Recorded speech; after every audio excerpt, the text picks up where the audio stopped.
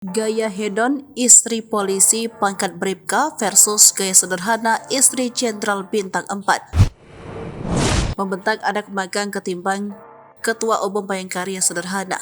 Perangai lolok istri polisi adegan yang membentak siswi SMK magang hingga viral membuat kehidupannya dikuliti khalayak.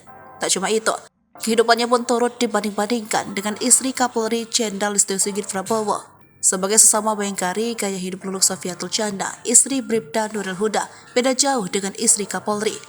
Tidak seperti Luluk yang kerap pakai berpenampilan hedon, istri Jenderal Listio Sigit Prabowo, Juliati Sabta Dewi Magdalena, justru sebaliknya.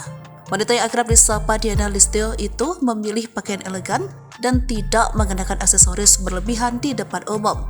Seperti dalam beberapa acara di kepolisian maupun Bayangkari, Diana tak terlihat mengenakan barang-barang bermerek. Diana Listio memilih untuk menenteng tas rajutan buatan tangan serta kemeja dan celana berwarna netral.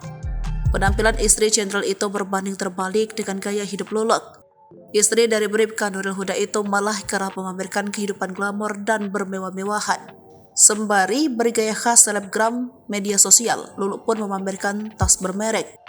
Tak cuma itu, dalam laman medsos punya pula, Luluk pernah membagikan momen saat ia jalan-jalan di Kalpatwal.